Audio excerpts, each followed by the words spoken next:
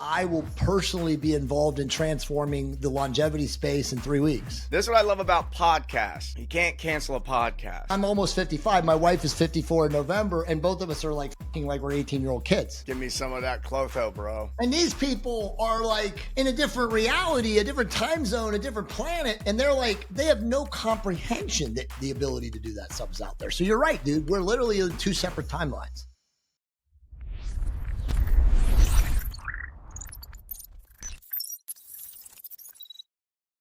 You can't manage to keep an Instagram account? Cannot. My company can't even post. They target us too. I mean, we're a threat, man. We're over the target. This is what I love about podcasts. Yeah. You can't cancel a podcast.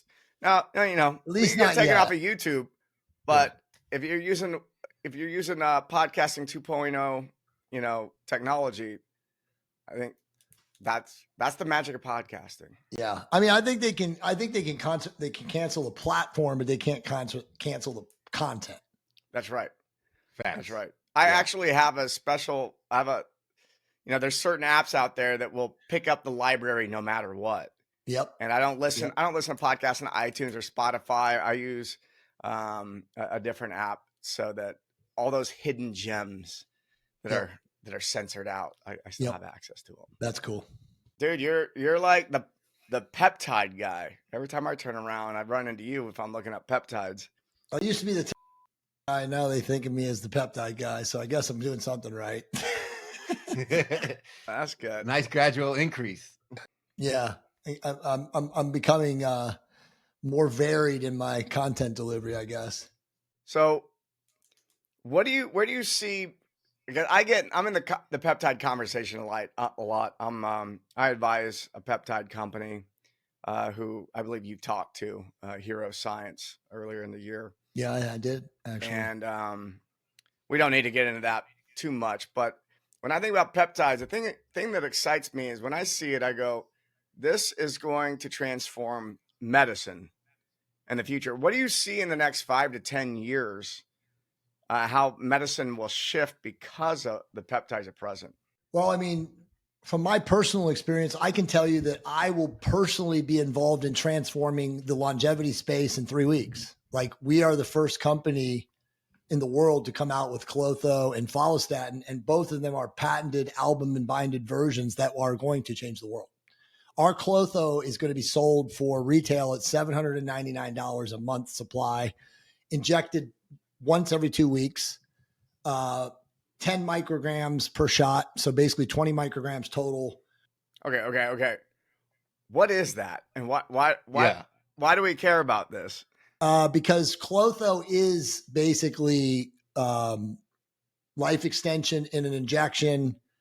It's the Holy Grail of longevity science. I mean, basically all of the world's leading researchers in longevity and anti-aging have been looking at the Clotho protein. It's actually an endocrine hormone, but the Clotho protein synthesized for a decade. And they've all been putting it's not even true, billions of dollars into research with bringing it to market. And my chemist, who is in Thailand/China, beat everybody to the market. And his formulation is a revolutionary patented form. Like I said, it's an albumin-binded version.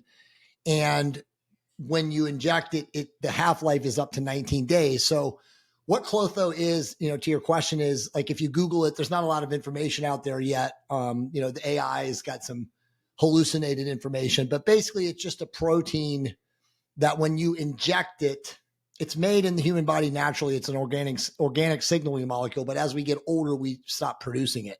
And it is responsible for almost every single biochemical cascade, biological and organ system functioning. So as we get older, the less of it we produce, the faster we age cellularly, the faster we cannot get rid of senescent cells, et cetera. It does so many things. So when you start exogenously supplementing with it, you simulate a younger, healthier biological cell. So everything is affected, right? Like the kidneys, the vasculature, the brain, the heart, sexual function, endocrine system function. I mean, there's no bio or organ system that isn't positively or I should say negatively affected as we get older, but positively affected by supplementing exogenous amount with it. And in the studies, They've reversed kidney failure. They've reversed plaque, arterial wall malformations or dysfunctions. Like I said, plaque. Again, it completely eliminates or eradicates senescent cells, which obviously, as you know, build up in the body over time as due to age. Let's rewind a little bit, because I'm imagining people are listening to the show, and you just dropped about I 5 or dropped a 6 nuclear words. bomb on you guys. They don't know what it means. So I want to start with the basics, because you started talking about this albumin-based peptide. I mean, even if I explain that to you, bro, they're not going to understand. Just tell us can you just describe what a peptide is? Because when I talk to people and everyone's talking about peptides, and my wife is smart enough to go, well, what actually is a peptide? Okay, so I have no problem doing that. And let me just say this, because I'm Jay Campbell. 95% of the people speaking about peptides online, they don't know anything about peptides. They listen to people like me talk about peptides, and then they try to mimic or imitate what I'm saying, and they still get it 90% wrong because they're retarded. I'll throw names out there because I don't give a shit. People like Dr. Trevor Bachmeyer, he's retarded. He doesn't know a single thing. I've actually challenged him to debate me online about peptides, and he's a chicken shit. I would disembowel him. He doesn't know anything. So as a person who's been using therapeutic peptides since 2003, and that is very evident because you can go back to my work and my books and everything I've done, and I've been talking about this. So, I mean, I'm not making stories up. The average clinician has been using peptides for 2 years. Okay, so I've been using peptides for close to 24 years, or will be in next year. And so, I mean, I have a very thorough, personal experience. And then obviously I'm deep in the research. I mean, again, there's not a lot of research, but there is Russian and Bulgarian research because they've been using bioregulators for 60 years. That's what I was about to say. Is a lot of times people go, are the peptides safe? There's not a lot of research. And I say, there's tons of research. There's actually a ton of research. Right. It's Russian. Exactly. They've been playing around with this for 50 years, but their research wouldn't meet the standards of the typical research done in the United States. Whoever's running it, they can't validate it, so on and so forth. So if you trust the Russian research, there's mountains of it. Exactly. But can you get down to like, what is a peptide? Yeah. So because I remember peptides in biology class. Right? Peptide is nothing more than a sequence of amino acids. It's a bioorganic or natural signaling molecule. Again, think of them as repeating chains of amino acids. The longer the sequence, the more it has to be injected. The shorter the sequence, the likely it can be orally consumed or orally bioavailable. But it's not difficult science. A first level biochemist can synthesize a peptide, with a chemistry set. How is this different than eating protein? Well, I mean, eating protein is found in natural food, where these are synthetic chemicals that we actually make exogenously and then either inject, snort, swallow, rub on our skin. So, but they're very similar. With the exception is that when you use a peptide that's synthesized, you're using it for a specific, how would I say it? It's targeting a specific pathway, organ system, biosystem in the human body. And again, because they're naturally found, like, for example, I always explain the easiest way for people to understand is like BPC 157. I feel like most people who understand peptides. And by the way, let me take a step back because you asked. I just made a documentary about peptides. It's going to change the world. It's coming out next year. Okay. And nobody even knows about it yet, but it's big. Well, we know. And this is the statistics, because the people in the documentary did all the math for me. 1% of people in the West know what a peptide is. And of the 1% of people in the West that know what a peptide is, less than 0.1% of those people are using peptides. So you've got, if you do the math, and again, I haven't done the math, I'm not smart enough, but the people that did the math say there's 8 to 10 million people in the world using peptides or knowing about using all that together. And obviously, people like us in our space, listen to people talking about peptides or are aware around, again, that peer network. And so to me, or to us, it seems like there's more people, but there really isn't anybody. And so it's still a fringe, absolutely fringe science, fringe thing When they told me this, I was blown away because I thought there was way more people using this. Now there are more people in the world using GLP peptides, but they don't know. This is the crazy thing. They don't know that those are peptides. They just think it's a drug that their quack doctor scripts them that they use to suppress their appetite. Right. So like if you put them into the world of peptides, it's way more. It's probably somewhere in the neighborhood of 100 million people that are using GLPs or have had GLP use. To maybe oversimplify this, because something you said that really stuck out was the messaging side of the chain of amino acids. It's almost like peptides is how we can speak to the body. And for years, folks have been looking for the fountain of youth. So would the peptides be the way we speak to the body and instruct it on what to do? Kind of. I mean, again, depending on what you're using a peptide for. But yes, I mean, when I talk about them, that's kind of the best way to say it, is that like they fundamentally address or treat the root cause of whatever it is that ails you, right? Dysregulation, disease, disorder. I mean, whatever it is that, again, is making the cell unhealthy, you can use a peptide to treat it, to make it healthier. Again, provided that you're doing all the other things, right? You're eating right. You're making sure that you're hormonally optimized, which is tougher and tougher to do in this world that we live in today. You're getting enough protein, you're getting enough sleep, you're avoiding EMF mitigation, et cetera, et cetera.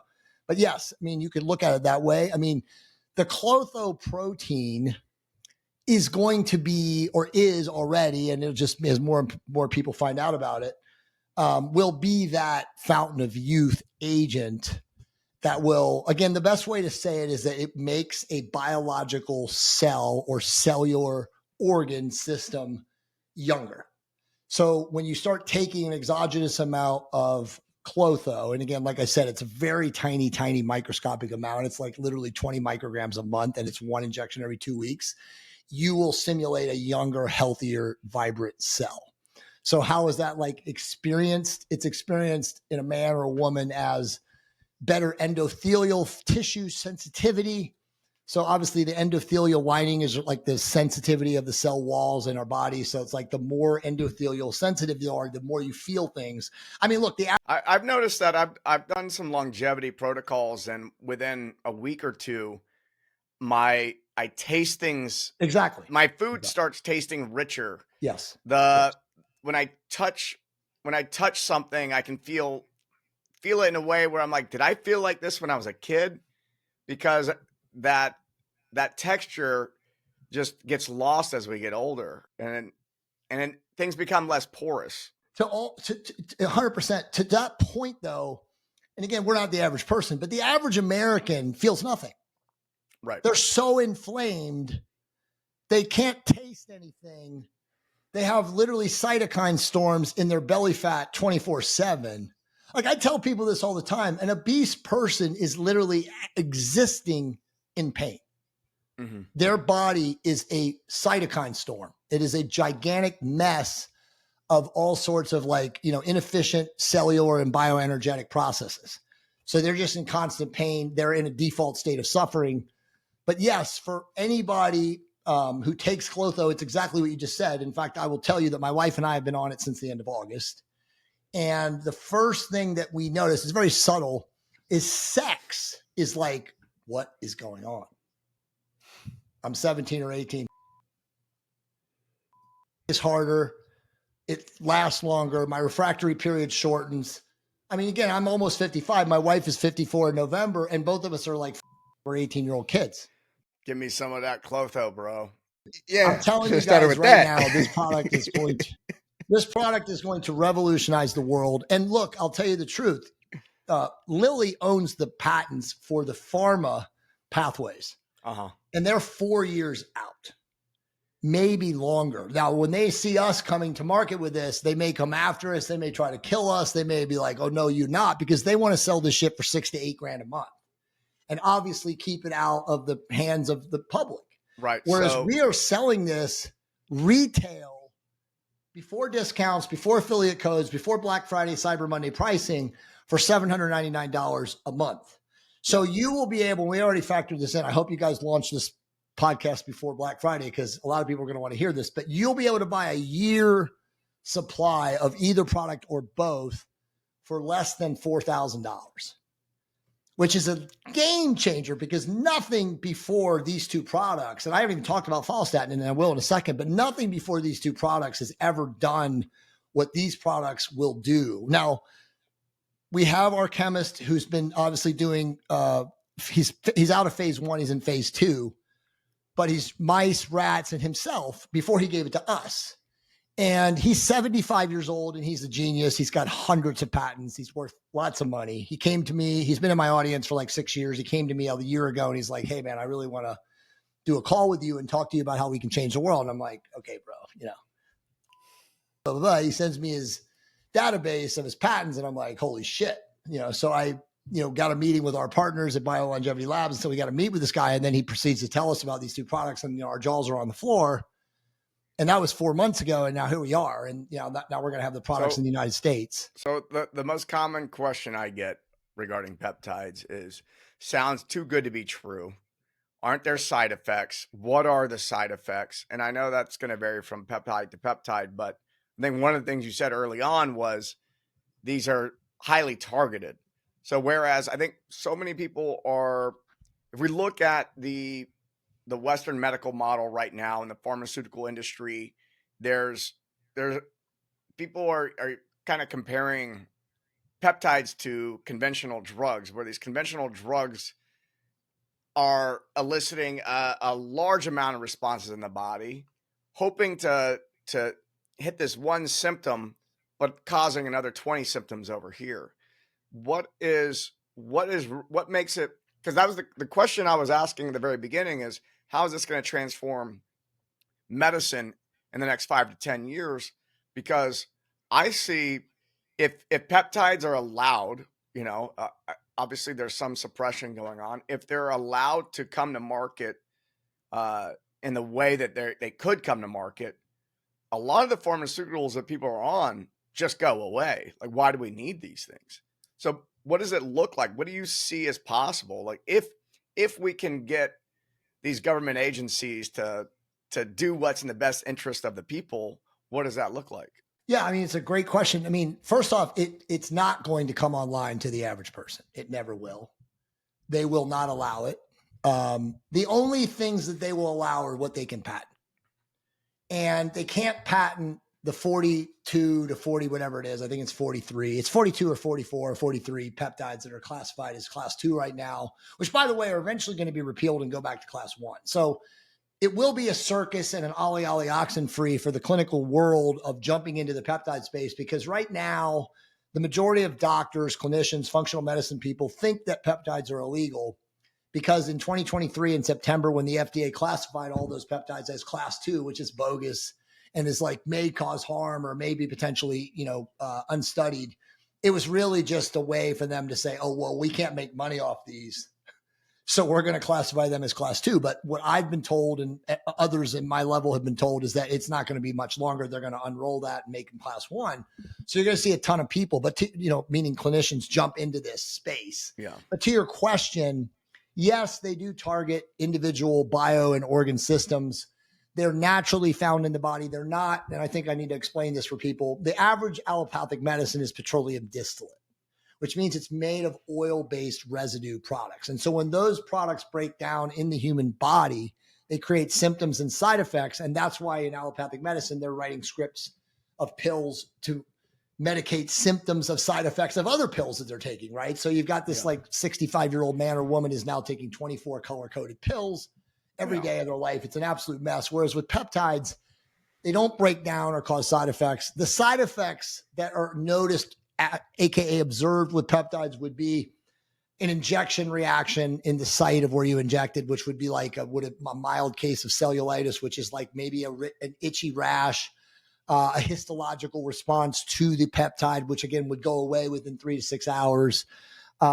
Maybe a little bit of nausea if you overdose, because again, a lot of people don't understand the difference in reconstitution between milligrams, micrograms, et cetera.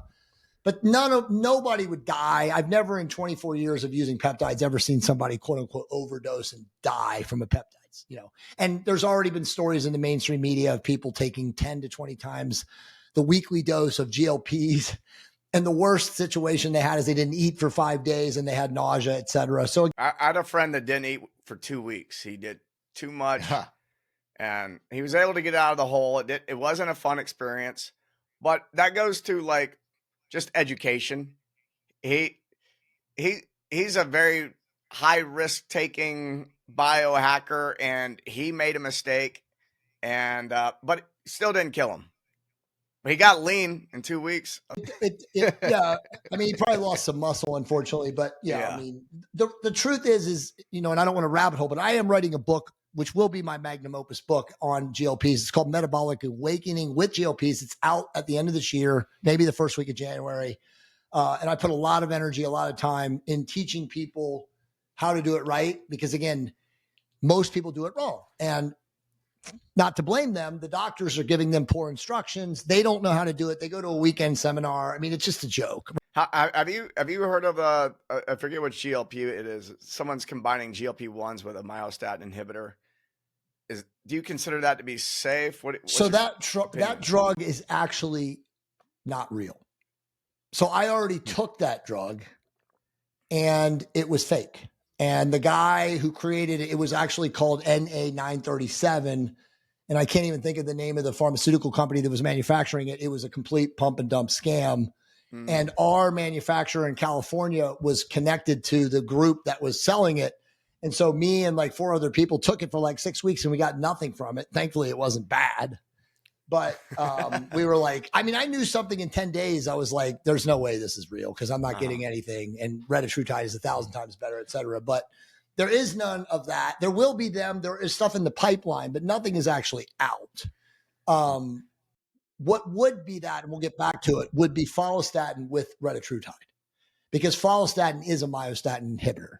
So we can talk about that, and I want to get to that in a second of why that's going to be so awesome. But to your original question, going back to that, we'll have to start with telling people what a myostatin inhibitor is. Yeah, but yeah, go ahead and finish. But to your question, because it's an important question to answer, the majority of people who are addicted, I won't call it addicted, but attached to the allopathic insurance subrogation, the people that say, well, my copay, they will never have access to peptides. Right. Now, right now in the world, for the people that are what I call sovereign, empowered, and free, they have access to research peptides or compounded peptides and have had access for a decade. Yeah. But you have to go outside the confines of allopathic medicine. You have to find a doctor who will either script you a compounded version or tell you how to get a research version, or you have to find people like me. There's others that will teach you how to do it yourself, right? So the answer to your question is that it's going to get better for the people that are not attached to allopathic subjugation, and worse for the people that are. Because for the people that are, they're not going to get access to any of these things ever. It's not going to be available at a rate and a cost that they can pay for. It's just not going to happen. And plus, like you said, if it was, it would collapse the system. Right. So there's I see this happening in a lot of different industries and a lot of different areas of our society where there's what's the word I'm looking for? Like one group is going over here and one group is going over here. Like this group over here is using AI to improve their intelligence. You're talking bifurcation. Yeah, there's a bifurcation. On one side, you've got people who are becoming superhuman and are getting really high leverage results. And then you have the other people who are going along with status quo. And it's interesting that the people who are really committed to status quo, they look at the people who have the edge and they feel like something's got to be wrong. Exactly. They must be breaking some type of rule, and there's something wrong with those people. And it's. I mean, I've been witnessing it across all domains for a while. I take a pretty macro view on things, and in medicine specifically, I've been standing in front of a red light for a decade. I've been playing around with peptides for close to a decade. I've been doing all these things. But like I mention it to my family, and they're all like, "What are you doing? You're experimenting on yourself." I was just going to bring that up with you. Like, I just went to a family reunion for my father who turned 80. We all went to Keeneland racetrack. My dad's a horse racing guy. My mom died of 3 years ago. So it was just like he had 9 kids. I'm the oldest of 9 kids. So it was all sons and daughters and spouses. And they're all sitting there at dinner. The first night we're there asking me about peptides because they know that I'm like, quote unquote, infamous now for all the things I do. My dad thinks I'm a drug dealer. Like literally, he would never use peptides. He wouldn't even ask me. He's like, he loves me and respects me for who I am, but he thinks I'm a drug dealer, right? But my other brothers and sisters, you know, they're sitting there and they're fascinated by this. But like you said, they're standing in front of the red light. You know what I mean? Like they don't have the courage, the wherewithal, the brain power, the financial resources, whatever. Maybe it's all of them amalgamated. And they're just like, that you do all this stuff, right? Yeah, but it's like, it comes down to belief systems. Exactly. But you know this. Think about where you and I are in healing compared to what they are, right? Like if we sprain our ankle or we blow a knee or a shoulder, you know, any of us, right? And we start using BPC TB500, the Wolverine blend, Clo, Glow, now Cardilax, Sigomir, etc. We're like healed in 10 days or 2 weeks. And these people are like in a different reality, a different time zone, a different planet. And they're like, they have no comprehension that the ability to do that stuff is out there. So you're right, dude. We're literally in 2 separate timelines. Yeah. It's 2 separate timelines. It's really kind of crazy. You would think the evidence would change their mind, especially being so close to you, someone they could see, touch, and feel and relate to. Has any of that progress that you've experienced personally convinced anyone in your circle, in your bubble, to even give it a try? I have another great question. I have one brother who's now using therapeutic and it's changed his life. He's like a transformed human and he's attempted to talk to the other ones about it. But now he realizes like the sheer futility because now he sees like what I've dealt with for like 30 years and attempting to help my brothers and sisters. I mean, you probably know this, Mike. I mean, you eventually just get to a point of like, you know what, if they come to me and they ask me questions, I'm happy to help them, but I'm not going to go out and proselytize or preach or say anything because it's like you said, it's going over their heads. That's about how I feel about everything. Like everything. I'm like, hey, everybody, this podcast is an invitation. I'm not trying to convince you of anything, but if you're willing to listen, you might pick something up. Dude, it's awesome. Yeah. It's crazy, but you're right. We are living in a bifurcated society and just about everything. And the people that are, you know, my term for it is sovereign, empowered, and free, taking action, intentional. They have the world at their fingertips. But you're right. If you're paralyzed, if you're listening to TV, if you're externalizing all your power, you can't do anything. I mean, you literally are frozen in time. I'm 44. I look at the average 44-year-old doing pretty damn good. And I actually don't use a lot of interventions. I'm very lifestyle oriented. I have used HRT before, TRT before. I've had in 2004, I had a surgery. I was in the Navy. I figured out how to find growth hormone. You know, that was what was available back then. Yeah. The docs were like, how'd you heal up so fast? I was like, I just drank some milk. You know? Yeah. You can't even tell them. You can't even tell them. Well, I was in the Navy too. Like it was like extra layer there. But yeah. Okay. So we have the opportunity. It's already here. We don't even have to think about is this the future? What's the future of medicine? The future of medicine is here now. It's just not distributed to everybody. And it's the only reason it's not distributed to everybody is because people aren't choosing it. And so for the people who want to choose it, say that someone's listening and they've never tried a peptide before, but I'm working out, you know, I eat a good diet. I do all the right things. I want to, you know, obviously you mentioned, you know, if you have an injury, the Wolverine stack is amazing. The BPC 157 plus TB500, but let's just say I want to optimize. I'm sitting here. I'm like, you know what? I want to optimize my body and I want to optimize my mind. And I want to show up to every day showing up as like the highest version of myself. How do I do that?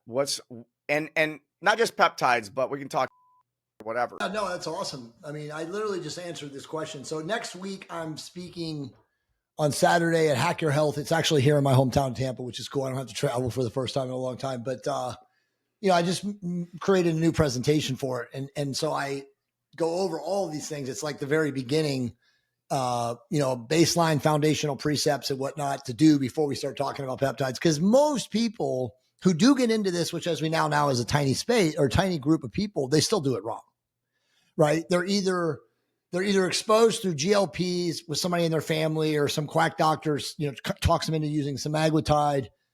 And then they do it all wrong because they don't know about protein. As you guys know, they stop eating for weeks. Their hair falls out, their face caves in, their ass caves in, etc.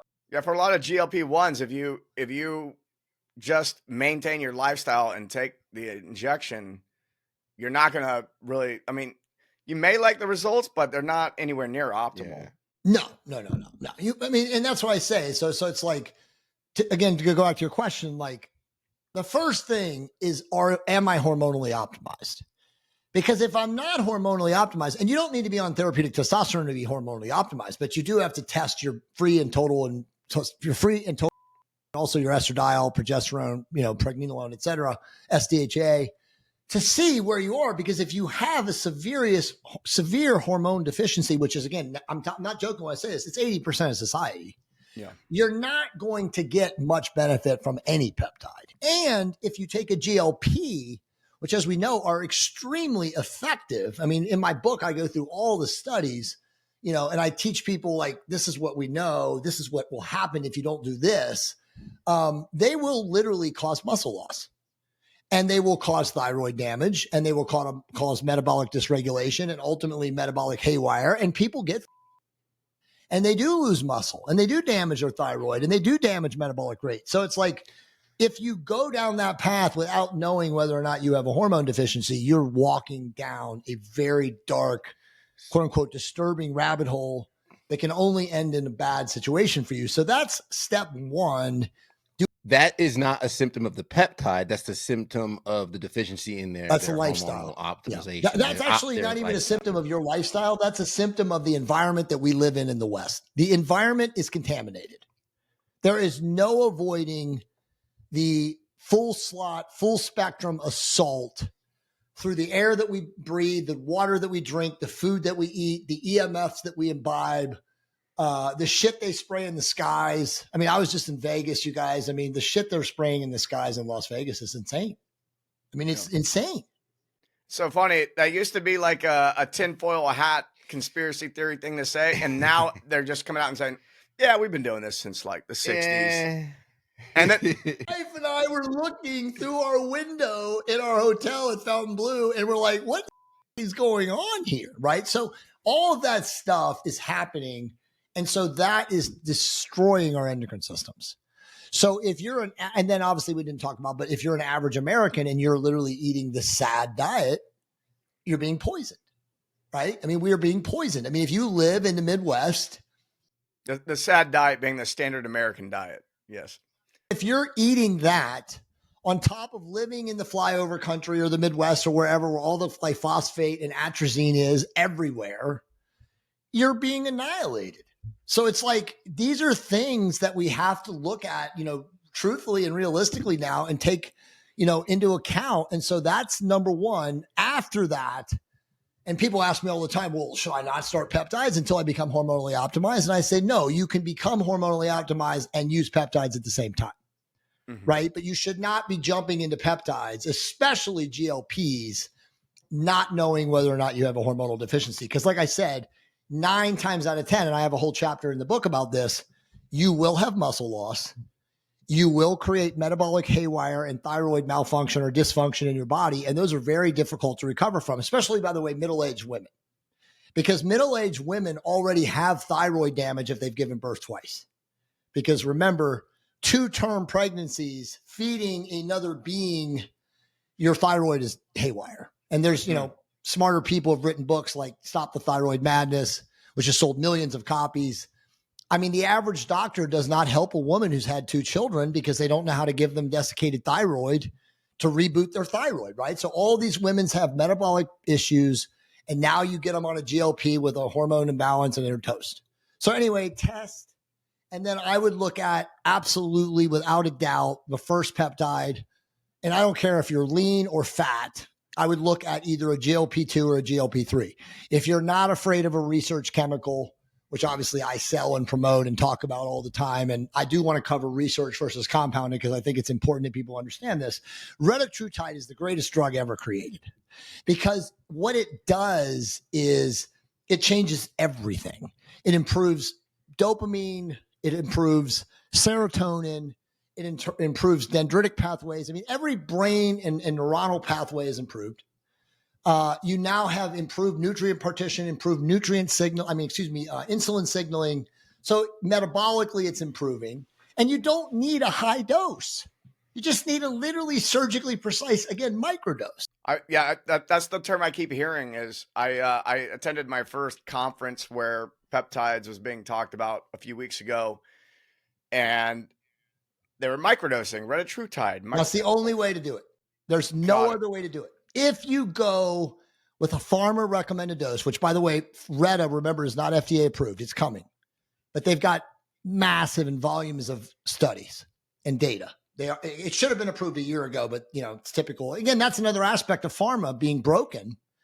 They can't even approve drugs in a fast enough time for all the biochemists and the research as they iterate, right? So it's like they're so behind the times, but it's not like it's harm or they can't sit out there anymore and say, oh, well, if we don't do our normal, deep dives, the public's in danger, because we know it's not true.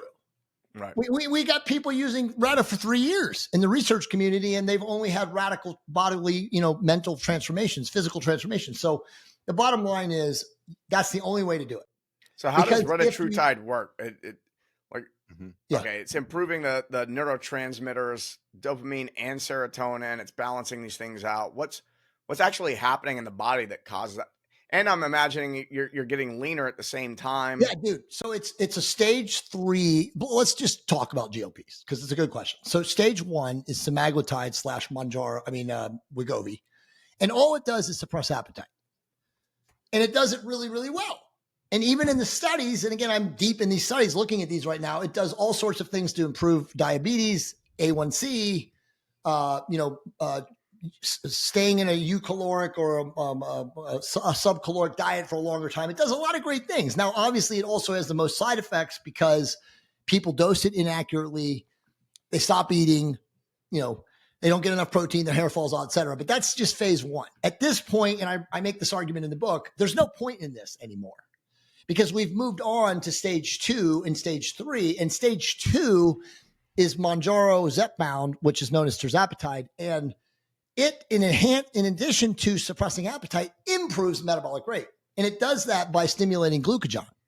So if you're familiar with the glucagon, ghrelin axis, having more glucagon is increasing noradrenaline, increasing catecholamine formation, increasing fight or flight hormones in the right times of the day. So it's mobilizing stubborn fat. So you automatically burn more calories. That's different than glucagon. That's not glycogen. That's glucagon. No, glucagon, not glycogen. So you're increasing glucagon, which increases metabolic rate, which automatically, which is again the Holy Grail, increases resting thermogenesis. So while you're sitting here on a podcast or working, your body's burning calories at an accelerated rate. So for fat people, it's again the Holy Grail, or people with too much body fat, insulin resistance, that helps them move and lose body fat. So that's stage 2. That's FDA approved. That's probably the biggest revenue generator for pharma right now, because I think last year they did like $6 billion between Zepbound and Mounjaro. They're already going to do, it's over $12 billion this year. Reta is the 3rd stage. And to your question, Reta is appetite suppression, glucagon stimulation, and then also increasing the formation of white fat.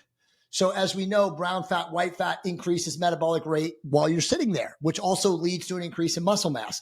So all 3 of those pathways are being optimized by retatrutide, which, as you already said, then also leads to brain improvement, brain health improvement. It actually improves heart health. It improves vascular improvement because, again, it's getting rid of senescent cells, not like Clotho, but similar in the pathways that it works. All right. Tell us what senescent cells are. A senescent cell is a zombie cell. So it's a cell in the body that's been around for a long time that is just there from wear and tear of life.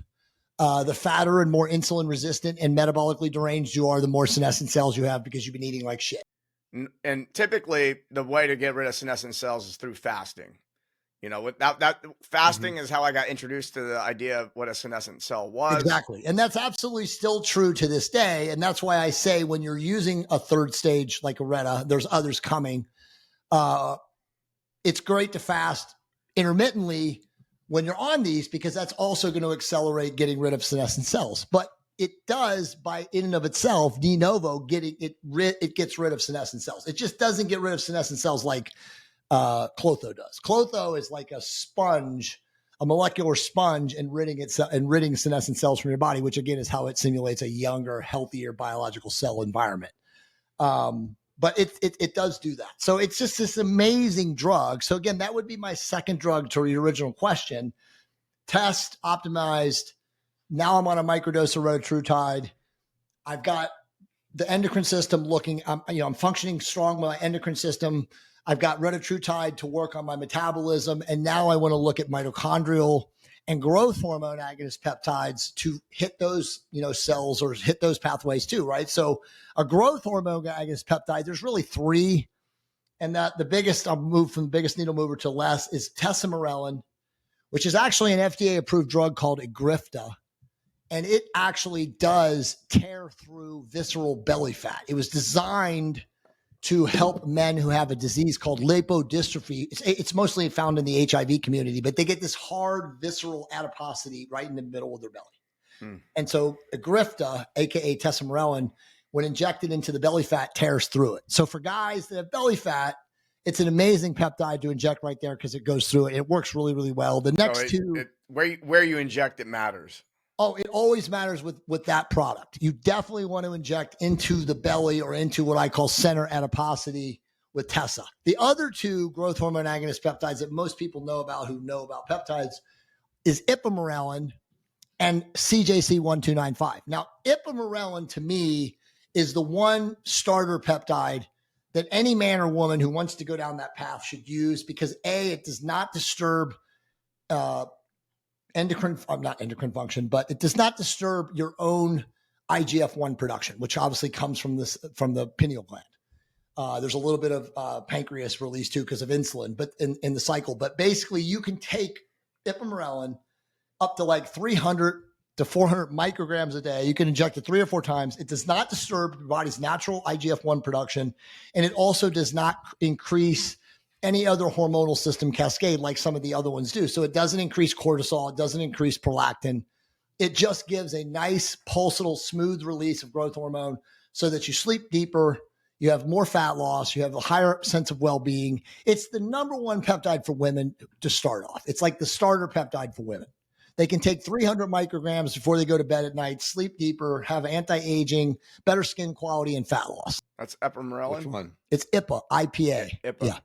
And then the other peptide that would be mentioned with growth hormone agonists or GHR, growth hormone releasing agonists, would be CJC1295. I don't like that peptide because most people that inject it does work, but most people that inject it get a flush, like a niacin flush, or kind of like just a mild sense of nausea. It goes away in a couple of minutes, but I just don't like that peptide. But it does increase IGF-1 strength strongly. Most companies, including my company, BioLongevity Labs, Peptide Sciences, we produce blends with growth hormone. With CJC and IPA, or CJC or IPA and Tessa. So there's a lot of blends in the market where you can get both of them. But I tell people when they're first starting out with peptides, don't take blends because you want to understand what works for you, in isolation, because we're all biochemically unique and individual. So you want to see what works for you because one of these might work better than another one. And you shouldn't be just jumping into blends because you don't really know what's doing what. Right. So that would be your growth hormone agonist peptides, your mito optimizing peptides, which are really strong and really effective. And a lot of people talk about. Your 3 biggest ones are going to be SS31, MOTC, and then injectable 5-amino. NAD plus is also an injectable peptide. A lot of people take patches. They take powders, which are oral, which are absolutely worthless, by the way. But that would be another one that I would mention. And all of those will stimulate. Why are orals worthless? Why are orals worthless? Well, when I say I shouldn't say they're completely worthless, but they're worthless in comparison to injections. And the reason that is that injections cross the blood-brain barrier and get into portal circulation faster than anything else. Whereas if you take an oral peptide, you're competing in the digestive tract, with insulin and food and everything else. Plus, it's got to go through the small intestines, the small and large intestine. It's got to go through the liver and deaminate. There's a lot of things it does that will degrade the quality or make the peptide inert. So it's very, very rare that anything other than a peptide designed for the gut will do shit orally. Yeah, so like a BPC 157 taken orally, you're going to get good gut health benefits from that, but you're not going to get the systemic effects that you would also want to get. So I've done cycles where I'm taking an oral, but then I'm also doing an injection because I want to improve my digestion along the way. Is that a smart thing to do? It's a good question. So I used to say, so I've changed my tune a little bit due to experience. I used to say that oral peptides, especially BPC or TB, because a lot of people make oral capsules with them, including us now, don't do anything but target the gut motility and detect the gut barrier and improve akkermansia, et cetera. But now in using them, to heal or to overcome like nagging injuries, like, I've had tennis elbow, I've had some shit in my shoulder. I've been taking 6 capsules of one of our products, which is called BioRestore, which is a really high dose. It's actually the highest active milligram per capsule dose of BPC. It also has a lot of absorption agents in it, like PEA and some other things. I've been taking 6 capsules a day of that, and then also injecting into my elbow, like the skin, the lax skin right around my elbow, our blend of Cardilax, BPC, and TB 500. And I have healed faster with the combination of the oral and the injectable than I did when I was just injecting. So I've kind of changed my tune. So I think it depends on the actual oral form of the BPC. If you create one that has arginine salt, which is what ours is, and there's others, it absorbs slightly better and does get through first pass metabolism. So my guess is you might get 20 to 25% of it systemically bioavailable or efficacious, versus a non-arginine salt, you're not going to get anything past the gut barrier. So I've kind of changed my tune. So it really comes down to the formulation. But definitely, to your question, Ted, injection is always the highest impact. Locally, to the point of injury or point of origin, is always going to give a stronger impact in the short term and make more noticeable healing, especially with range of motion and stuff at the point of injury or point of origin of what was, whatever ails you. So I always tell people, if you can, inject locally. And then I think I would want to mention the nootropic or cognitive restoring or enhancing peptides, which would be like Slank, C-Max, and Dihexa. Those would be the 3 primary ones. And most of those have to be injected. You can intranasally absorb those 3 products. But again, I think you might get 50 to 60% that you would get from an injection. A lot of people like intranasal nootropics, but I always tell them, like, if you look at the studies, they're not that, efficacious or bioavailable then compared to injection, because they're very large peptide chains. And again, it's really difficult to get maximum efficacy from a very large peptide chain from intranasal administration. I see. I took Dihexa.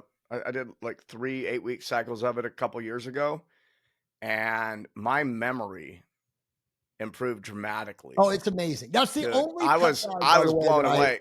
I took a lot of headshots when I was younger.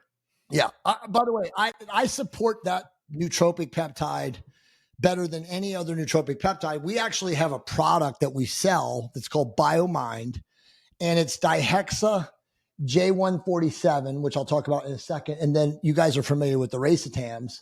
It's Noopept, which is the strongest racetam. Yeah. J-147 is actually an Alzheimer's drug that's now in stage 2 clinical studies, and it is a monster.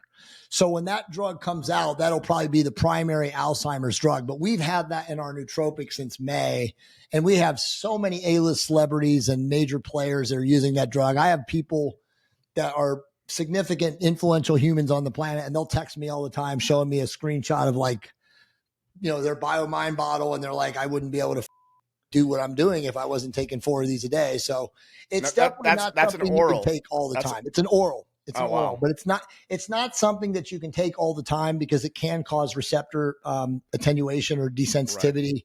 So you want to save it for your most cognitively demanding days. If you're somebody who has like an all day test, you would take like 2 capsules between 6 and 8 a.m. and maybe 2 before 2. Yeah, I mean, But you don't want to take it my- 2 days in a row. My stack right now, like the days that I have to be on, like if I want to go all in, I take Qualia Mind, the caffeine free version. I then take about 100 milligrams of paraxanthine, and then I'll do about 15 micrograms of, and that pretty much puts me in this really sweet pocket. Sounds like you would be familiar with that type of a stack. What might I expect? Like if I do that sometimes, and then on other days I need to be on, and I were to use your product, like what? I mean, what would I'll I be notice? honest What with would you, be different? Like, my product will blow that stack away. Blow it away. The J-147 is a game changer. Like people get on that, they're like, what's going on? It doesn't raise heart rate. It just makes everything brighter and your focus intense. But again, it doesn't get to the point, a lot of people are used to like racetams where by the end they got a fucking mild headache and they're like, oh, Right. fuck. Or modafinil where you've kind of got that like brain pressure. I did modafinil back in the day. I got where I could only take a quarter. Exactly. And cause skull crushing fucking but also headaches, dude. it lowered my empathy. My empathy went down. And it lowered my empathy for sheep. I was like, oh dude, get the fuck out of my way. I consult. I've got to be able to connect with my clients. And here I am. I'm like about anything going on in your life right now. Like sounds like a personal problem. Fucking way. You're like a bug on my windshield. Fuck off. Yeah. Like I can only do it if my wife is out of town, like So I have a funny story about modafinil too. So my wife and I started using that in end of 2013, and we used it for like 6 months, and we were like building a really awesome residential real estate company in Southern California. And dude, after 6 months, I remember one day I was at the gym and I felt like somebody put like that Star Wars episode where the trash compactor is coming in on them. I literally felt like that was on my head. I was like, oh my God. And it just came out of nowhere. And I didn't think it was the drug. I was like, oh, I'm malnourished or dehydrated or something happened today. And so I kept taking it and it just kept getting worse and worse. And eventually I was like, dude. And I was only taking a half, right? So the 200 milligram tabs, I was taking 100. I did try, like you said, a quarter about a year ago for a couple of days. And I felt, a little bit of focus, but it was nothing like when I was on 100. So I was like, I found a pretty good combo, which was a Dihexa plus a quarter modafinil. And that's really good. That was a pretty good combo, but I still didn't like the lack of empathy. So I probably just have a lack of empathy naturally. So I didn't really notice it. But no, I totally get what you're saying because it does create like a perfection complex, when people aren't on it. Oh yeah. Yeah. If someone's, not stepping in, you're like, come on, let's go. Be at my speed. I want to put myself in the shoes. That's kind of funny. We kind of have that rule with like a lot of the partners at Longevity Labs. Like when we ask people that are going to work with them, we find out first, like, are you on therapeutic? And if they're like, no, why would I want to be on that? We're like, by the end of the call, like we don't talk to them again. I see. How fast is your brain speed, motherfucker? Yeah. No, I got you, man. That's hilarious. So listening to you guys break down your stacks and me putting myself in the seat of the audience who they're familiar with GLP-1s, they're part of that 1% you mentioned, who have really no idea the breadth and the depth of which these can go. And you just covered a lot, whether it's the growth hormone peptides, if we're looking at nootropics, even my stack pales in comparison to what you guys are using.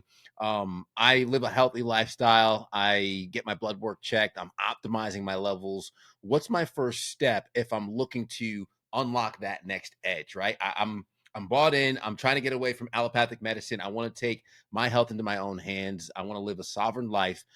Where am I starting? I mean, I kind of already said it, make sure your labs are done and that, you don't have a see if you do, you should get on therapeutic. I mean, you can optimize naturally, But like, I have a really smart friend who's a doctor. His name's Dr. Rob Komenarik. A lot of people know him. He's been prescribing hormones for 24 years. He's got like this gradient that he created. And he said, basically now, if you're living in the West or in America and you're over the age of 50, it's probably less than 5% can naturally optimize. So he's like, you have to be so type A, anally retentive, insane, filtration systems in your house. You can't wear clothing that your nuts or anything, you got to be super regimented. He's like, most people would rather just take because again, it's the biggest tool in the tool belt. And then he has like another gradient score. Like when you're between 35 and 50, it's like 15%. And then under 35, it's like half, people can still be optimized. But he's like, once you're over 50 and in your 60s, it's forget it. He's like, and that's the other thing. And I think we all know this. And I think of my dad. I don't know too many men who are in their 50, let's just say late 50s, 60s, and 70s, not on that have a clue what's going on. Right. Yeah. So it's like, and that's hard for me to say because that's like everybody I know, but it's like, hey man, like you really got to look into the mirror and start dealing with what's real. But so that would be first. And then, I go right back to Retatrutide again, because Retatrutide does so many good things. It will definitely make you leaner. It will make you smarter. You'll be less inflamed. The one thing I think most people, and maybe this, Mike, is that they lose food noise. So like when you're taking a microdose of either Reta or TERS, and I obviously like Reta because it's a stage 3, you don't have that overwhelming back of the head, feeling of like, I got to go eat something. Yeah. You can pump through work. Your drive is higher, your ambition, your motivation is higher. So I think most people get that benefit from that. And then I would say beyond that, depending on how fat or insulin resistant you were, you would definitely want to look at like a blend for mitochondria. We sell a product that's relatively new. It's like a month old, and it's got injectable 5-amino, injectable MOTC, and NAD in it. So it's like a supercharged energy blend. So it'll give you the energy to work out, especially again, if you're metabolically, resistant or insulin resistant, it'll definitely give you more energy to work out. And it'll also help with fat loss. And then I really want to talk about this product because I don't think it's getting enough coverage in the media yet, but the small molecule SLU-PP-332, which has now been around for about 18 months, we're the first company in the world to actually have a 100 milligram capsule. All the other companies, and there are numerous, have been selling it, including us, have been selling it in like 1 microgram, 250 microgram, 500 microgram dosages. And it was just clearly a misinterpretation of the literature because in the 3 human studies, there are numerous rat and mice studies, they were using 50 milligrams per kilo. And so the first company that brought that product to market was a company that went under now. Well, actually, they've relaunched. They're now called Soma Chems, but they used to be Amino Asylum. I actually have, I bought one of their very first bottles, but this is their very first SLU-PP-332, affectionately now known as Sloop. And it was 100 micrograms per dropper. And I used it. My business partners used it. Friends used it. And everybody was like, oh my God, it's amazing. But then, you get to a point where like your body gets a receptor affinity or attenuation to it. After 60 to 90 days, you don't notice anything. But our chief science officer, Brian Moscow, known as the Gorilla Chemist online, he started looking at the research. He's like, you idiots. He's like, this thing is only about 45% as effective as an injectable format anyway, as a orally bioavailable formulation. We need to dramatically increase the dosage. Let me experiment with myself. So he did like 400 to 600 milligrams a day for 8 weeks, and he lost 11 pounds of fat, and he did no cardio. He did nothing but his normal workout, and he's a muscular guy, but just his normal workout, his normal diet, and changed no other variable, and lost 11 pounds of pure body fat. So he told us, he's like, guys, we have to make a higher dose version of this. And we did, and we launched it about 3 weeks ago. And I mean, the reviews are rave. I've been on it for 6 weeks, and it is everything that it's cracked up to be. I personally think that it will become the greatest over-the-counter supplement ever. Now, it is expensive, but it really is like taking Anavar or Primobolan tablets without the side effects. And what I mean by that is if you look at the clinical literature, it improves kidney function, it improves vascular health, It improves brain health. I mean, this is a wonder small molecule agent. So taking 100 to 200 to 300 to 400 milligrams a day, and I think everybody's got to start low and go slow and process or titrate up. It's a game changer. I mean, and again, it's only been in the marketplace at 100 milligrams per cap dose for 3 weeks now. But this is a guy who just sent me this. I want to read this to you guys. This guy's a billionaire. He's in our audience. He lives in the Bahamas. His name is Scott. He says, Jay, I just wanted to tell you about Shred Max. This is the most incredible product. He sent this to me yesterday. This is the most incredible product I've ever used in my life. I've been in this game for 52 years. He says, you and the Gorilla Chemist have outdone yourselves with this. I have better results in 2 weeks than the last 12 weeks. Holy. So, I mean, I do know that this product is amazing, but not enough people know about it yet because, again, they've been using it at really low dosages, which was obviously safe.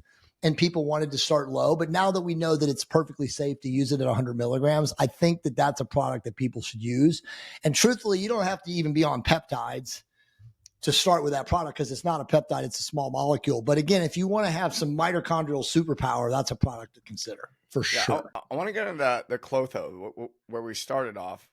So that's a peptide. It's actually an endocrine hormone, but it's synthesized as a peptide, but it's made in the body as an endocrine hormone. But yes, it is a peptide. Yeah. So we've got all these other things we talked about. It sounds like I could spend like $3,000 a month on all this. But one thing, some of these things we want to, what I'm hearing is you want to cycle on and off some of these things.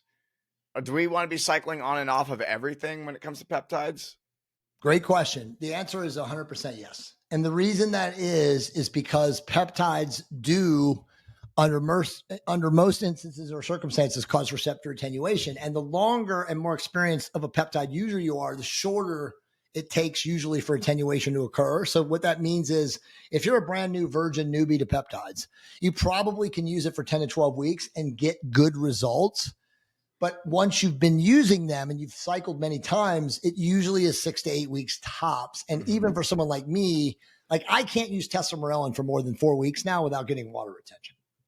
So like I know that I can get a really awesome result in 4 weeks on testosterone, but then I also know that I got to stop taking it because I start holding water. And that's usually kind of the waterline, pun intended, for people. When you start dealing with receptor attenuation or insensitivity, you start holding water subcutaneously or intracellularly, and that's how you see it. So a lot of women, they'll be like, oh, I started holding water. That means you just got to come off. And the normal cycle withdrawal, depending on whether it's a growth hormone agonist peptide, a cognitive peptide, a mitochondrial peptide, is somewhere between 4 and 6 weeks.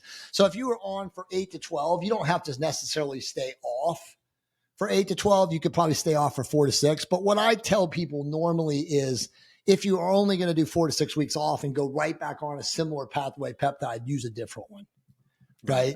So go from TESA to IPA if you're on a growth hormone agonist peptide. If you're on a mitochondrial peptide, go from 5-amino to SS31, or go from MOTC to SS31, but just kind of rotate through them because obviously they are different. And so they do different things molecularly. Let's get into the next one. I want to hear about this fountain of youth here. Okay. Yeah. So, the best thing to tell you is that I've been using it. My wife and I have been using it since the end of August. So we have essentially by next Monday, we've been on it for 10 weeks. By Saturday, we'll be on it for 10 weeks because it's an every 2-week injection.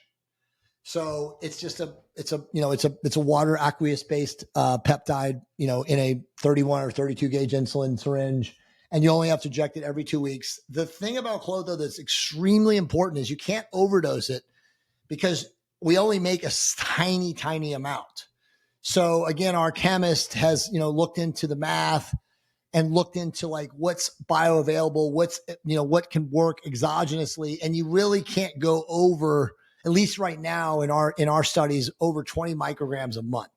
So it's an absolutely infinitesimally small amount, but that 20 micrograms a month makes a huge difference. So where I've noticed, and again, all of the literature just is a litany of amazing things it does. But what my wife and I have noticed is, like I said, better sex, harder erections, insane wood, morning wood or night wood. Like sometimes I wake up in the middle of the night and I'm like, I got to go to the bathroom. And I'm like, how am I going to go to the bathroom? I mean, it's crazy. So that's like the most noticeable thing. The other thing is brain power. Definitely your recall memory is insane. Like both of us are sometimes thinking like, I can't believe how much stronger my memory is. Right. So that you notice. And then the little things, deeper sleep.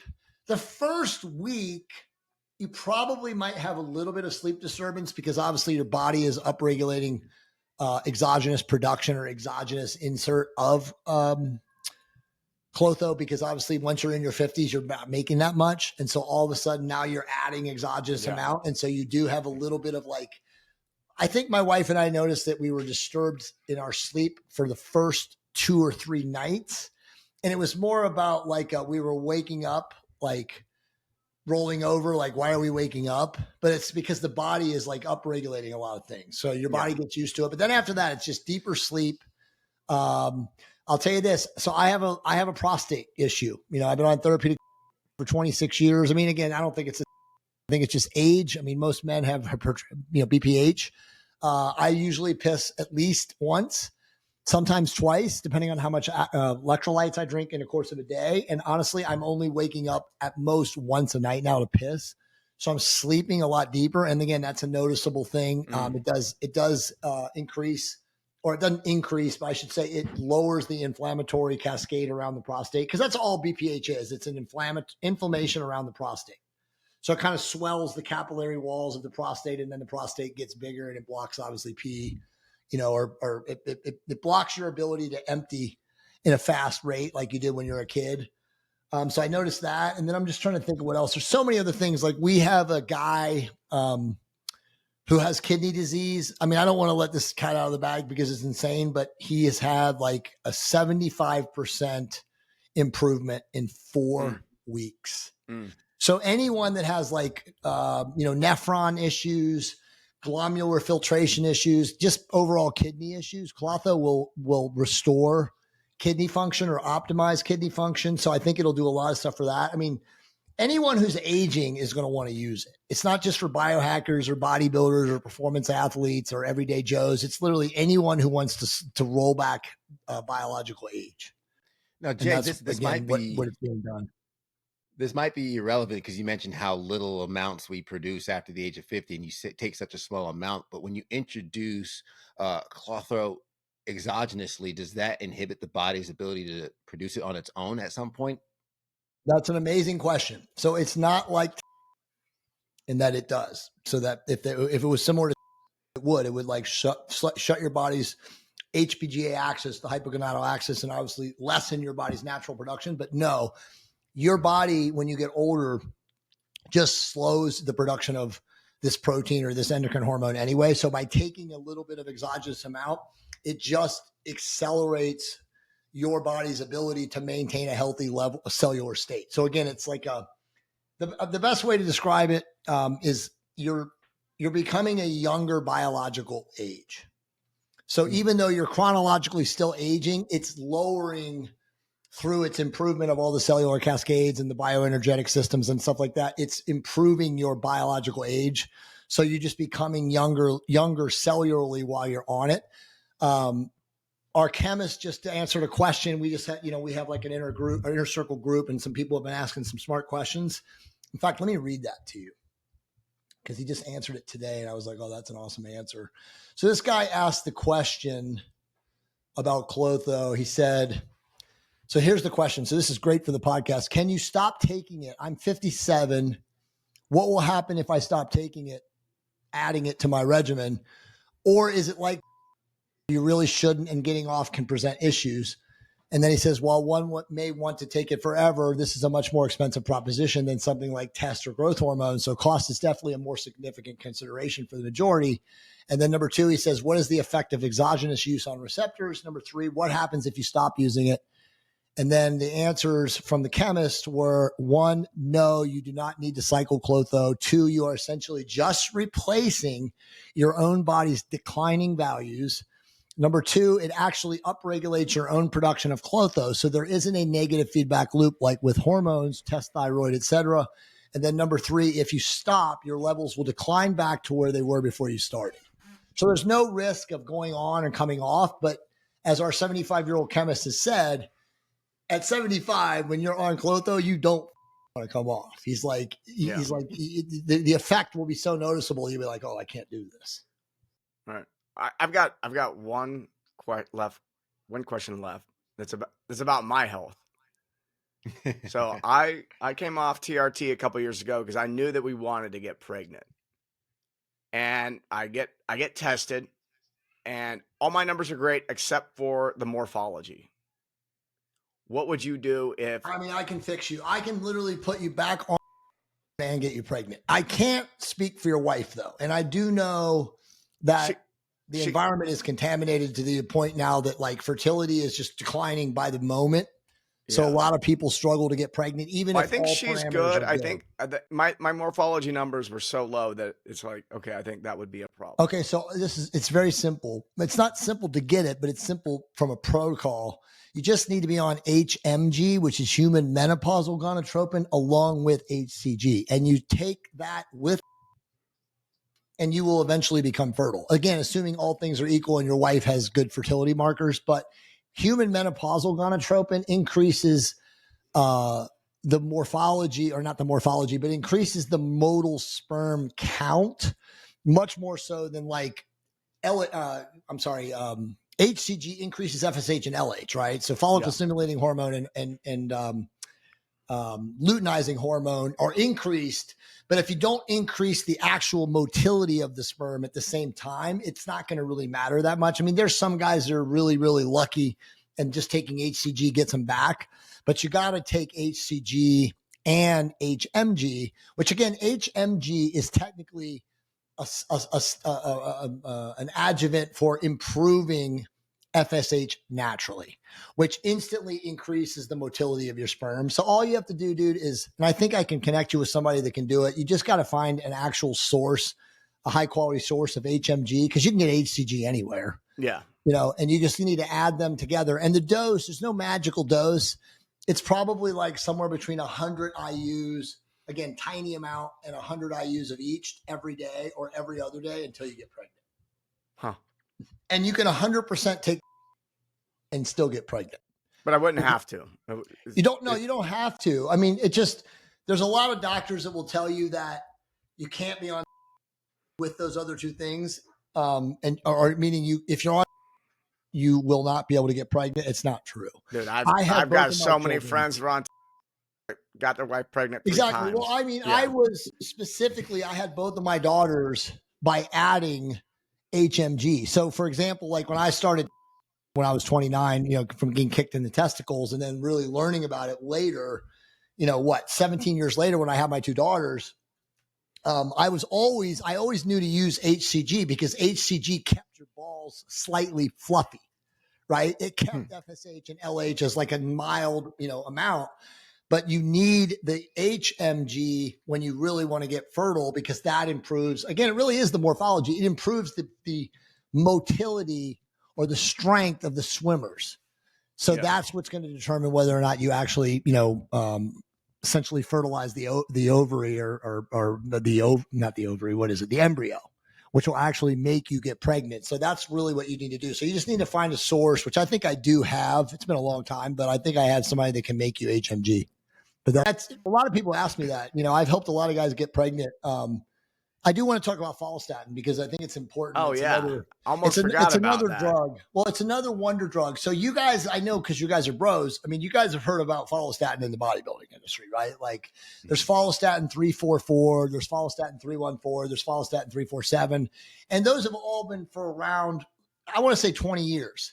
Bodybuilding, underground chemists and steroid boards will say they have Follistatin or they'll say they have IGF, LR3 and stuff like that. And they're all similar adjuvants of agents that inhibit myostatin. And for people that don't know, myostatin is like the inhibitory, call it neuroenzyme or transmitter complex that allows us to build muscle. When we inhibit it, which is a natural cascade and biochemical process, we can't become a super mutant muscular person because we have this natural inhibition of myostatin. When you take follistatin, and again, in the format we have is different than the ones that have been in the marketplace, it can somewhat increase the inhibition of myostatin in the short term so that you can build more localized, quote unquote, skeletal protein in, say, a target muscle. So, for example, the 314, the 347, and the 344, you would have to inject it locally. The half-life was like less than 90 minutes. You would have to inject it, go to the gym, lift really hard on it, specifically target that area, and then come back and inject it maybe 2 more times post. Oh, wow.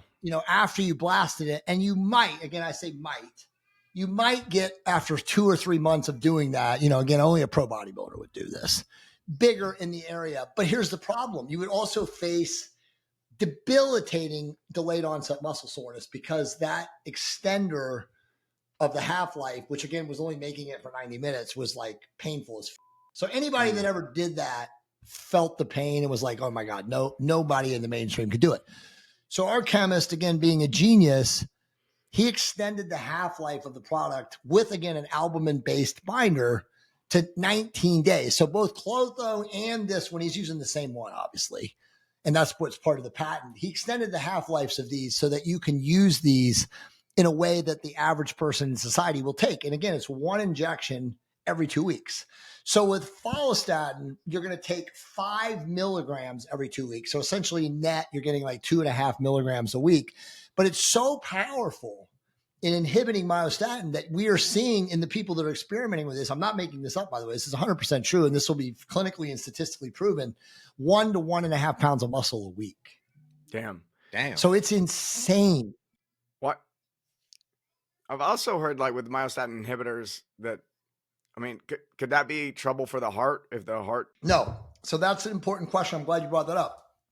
So the previous ones, it was because the albumin binding, which we have, prevents hypertrophy of anything else.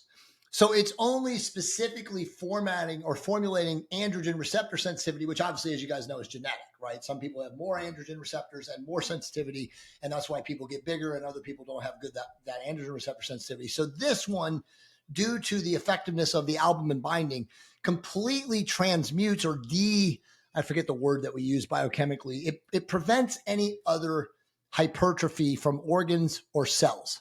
So it's specifically just targeting they're called androcytes, I think, or the androgen receptor sensitivity of the muscle, so that it systemically activates and makes muscles alter your body bigger, provided that you're doing all the things, right? You're eating enough protein. If I want to put on 5 pounds, sounds like what I would just do, like, what was it?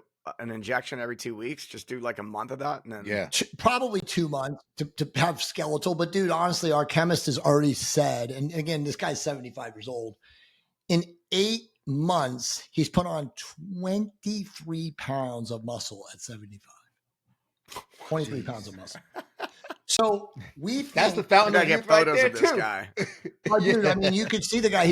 He lives in Thailand. He's more money than he can imagine. But his wife / girlfriend is 34 years old. So the guy is, and she's hot. Dude, this guy is an animal.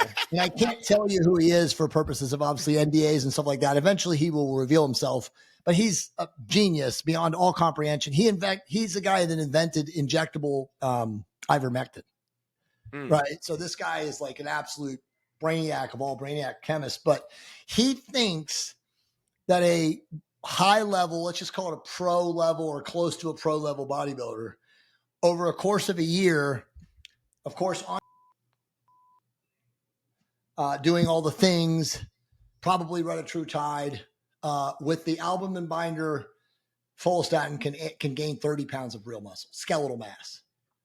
So that's insane, right? Because like we see bodybuilders, right? Pro bodybuilders, they gain 70 pounds, but it's probably a net of like 15 to 16 pounds of muscle in a year. Yeah. And then eventually they get to a point where they can't gain any muscle anymore because they've reached their genetic limit.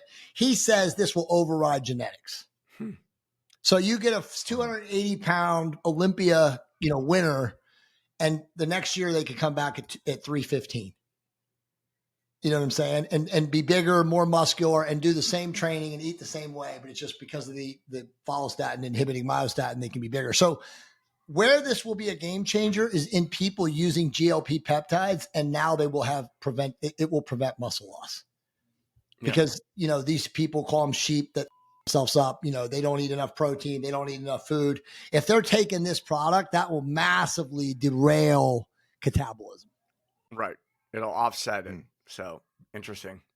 Yeah. So for guys like us, yes, 5 pounds of muscle in 2 months, 15 pounds of muscle in a year, maybe 20. I don't know, depending on your genetics. I mean, I'm interested. I mean, I swear to God, I've been on it. This is my 4th week, and I'm doing half of the dose of the other guys because they want to see what they can do in 8 weeks. Right. And I have gained, and my diet has been horrible. My travel has been insane. My sleep has been insane because we've been filming the documentary, and I've gained 4.2 pounds in 4 weeks, and it's all muscle. It's not water. I've been weighing myself 3 times a day. My chest, you guys can't see it. I can take off my shirt, but my cleavage from here to here is dude. There's nothing like this. I mean, I've taken every drug, every steroid. I've done it all. And there's nothing like this. And it's so subtle. I will tell you this because it's important. The first time you inject it, I almost left off the most important part. You cannot inject it intramuscularly. If you inject it in the shoulder or in the arm or the tricep or the glute, dude, the pain will be debilitating because the albumin binder has to expand in, adipose. So it has to be subcutaneous. Yeah. But when you first inject, like right down here, like in the subcutaneous area, the first injection, the post-injection pain is probably about a 5 out of 10. Right. Okay. But it goes away because, again, it's the albumin, and that albumin binds to your plasma, and your plasma just gets used to it. It's gone in 40 hours, 36 to 40 hours is gone. You go to bed that night and you feel like somebody hit you with a baseball bat.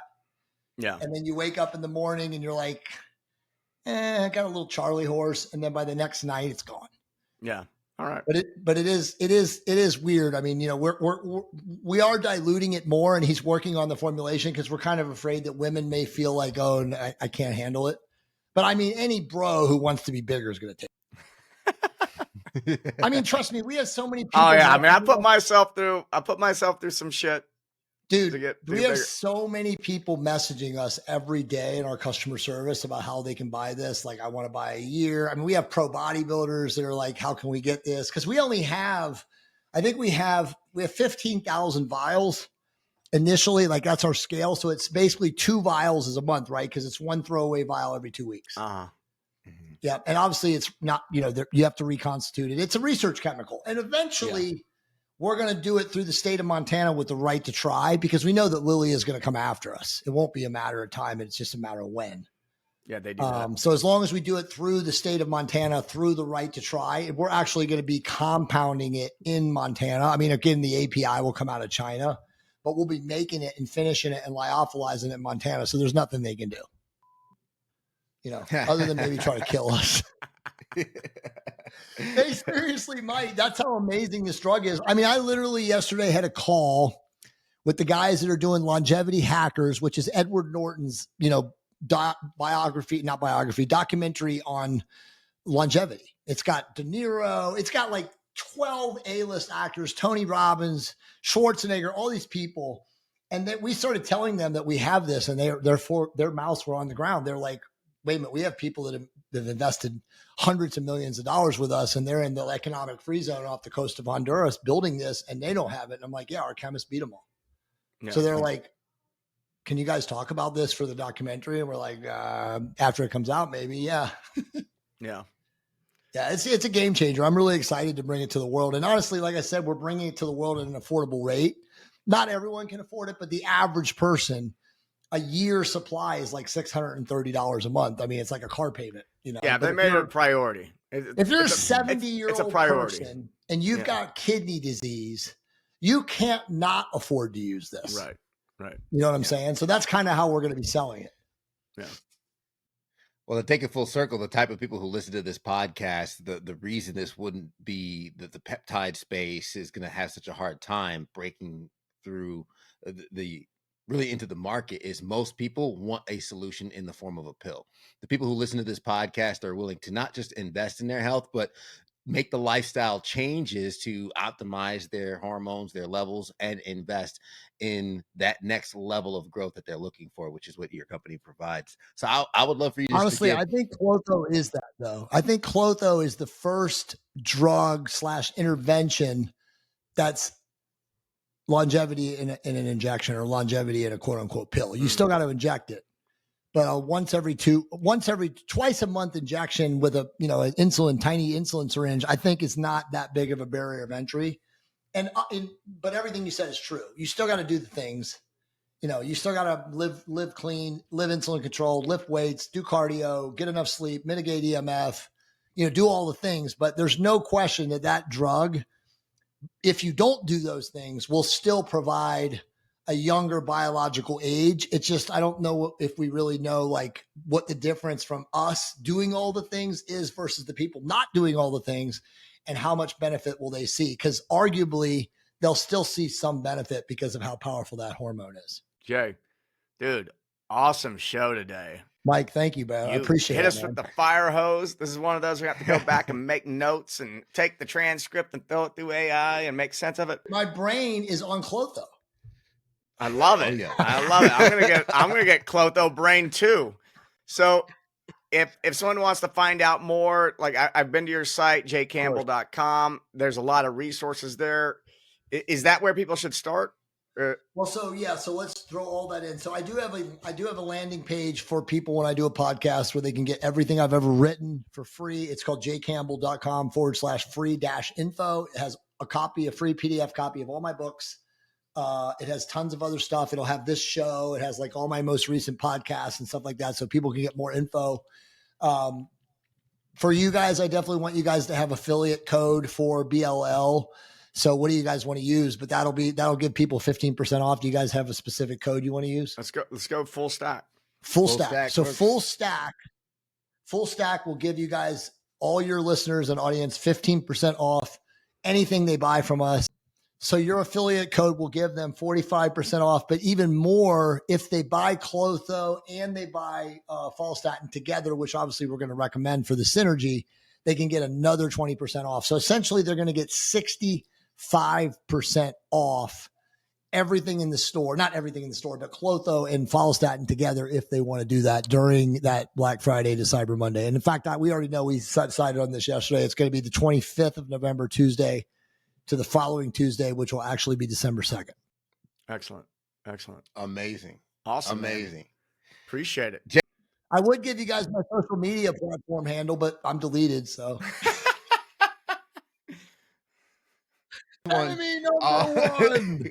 Yeah, I was taking notes this whole entire time, Jay, and I gotta say you blew us away. And when it comes to my recap, Thanks, it's going to brother. be more surface level, just to let people know. But in the peptide space, really just breaking it down of the bioorganic chain of amino acids, which unlocks that messaging for anybody listening to this podcast, living that full stack life, wants to get to the next level. The problem is most people don't know about peptides, and those that do, only about 1% in the West actually know how to use it properly. So thank you for the masterclass today, breaking down the fact that traditional medicine, you mentioned more of the oil-based residue products that's left behind in the body, which leaves those adverse symptoms that we don't want to experience, where the peptides don't have those adverse symptoms. It's more of the, I almost feel as though it's the ultimate truth teller, the revelation of just the junk that we're surrounded by when we actually take on these peptides. So the small group of people who are using it, who are doing it wrong, play this episode over and over again